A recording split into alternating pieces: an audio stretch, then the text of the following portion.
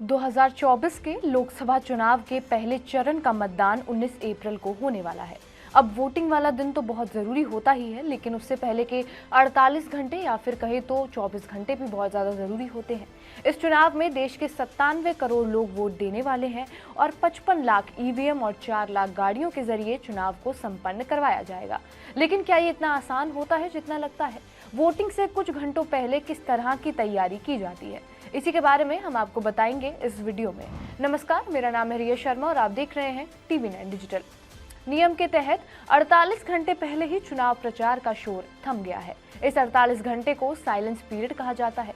Voting से 72 घंटे पहले उम्मीदवारों के खर्चे की आखिरी बार जांच की जाती है। इसके अलावा निरीक्षण दलों को मजबूत किया जाता है, जिसमें फ्लाइंग स्क्वाड, स्टैटिक सर्विलेंस टीमें, आबकारी दल और एक 24/7 जिला नियंत्रण कक्ष शामिल होता है।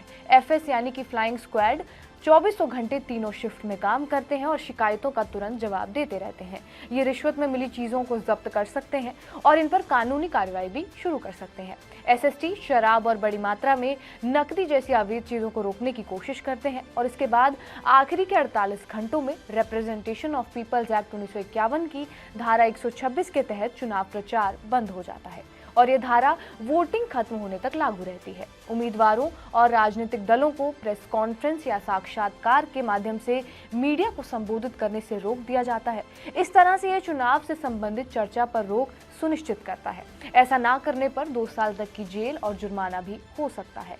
इसके अलावा जिला मजिस्ट्रेट जिस दिन वोटिंग होती है उस दिन धारा 144 को लागू कर देता है, जिसके तहत जनसभाओं और लाउडस्पीकर के इस्तेमाल पर रोक लगा दी जाती है, यानी 5 से ज्यादा लोगों के इकट्ठा होने पर रोक लगा दी जाती है। हालांकि डोर टू डोर प्रचार करने की परमिशन दी जाती है और इस दौरान पूरे क्षेत्र में केंद्रीय सशस्त्र बल तैनात किया जाता है। किसी भी तरह के सर्वे पर रोक लगा दी जाती है। इलेक्ट्रॉनिक और सोशल मीडिया के माध्यम से राजनीतिक एड्स और शराब की बिक्री पर भी रोक लगा दी जाती है। ट्रांसपेरेंसी यानी कि पारदर्शिता बनाए रखने के लिए माइक्रो ऑब्जर्वर, CCTV कैमरा ये सब केंद्रों पर लगाए जाते हैं और वोटिंग के दिन आम प्रतिबंधों के साथ उम्मीदवार अपने एजेंटों और पार्टी कार्यकर्ताओं के साथ बाहर निकल सकते हैं।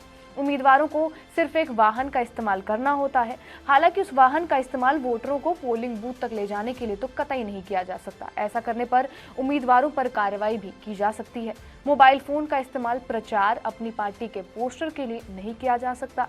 मतदान केंद्र से 100 मीटर के अंदर लाउडस्पीकर या फिर मेगाफोन का इस्तेमाल भी नहीं किया जा सकता।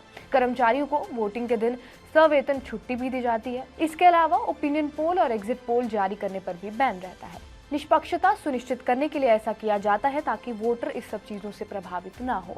तो ये हमने आपको कुछ चीज़ें बताई जो वोटिंग से कुछ घंटे पहले सुनिश्चित की जाती हैं ताकि वोटिंग का जो पूरा प्रोसेस है वो सही तरीके से हो पाए। बहरहाल आपका इस वीडियो पर क्या कुछ कहना है हमें कमेंट बॉक्स में ज़रूर बताएं। बाकी देश और दुनिया की तमाम बड़ी खबरों के लिए बने रहिए हमारे साथ TV9 डिजिटल पर।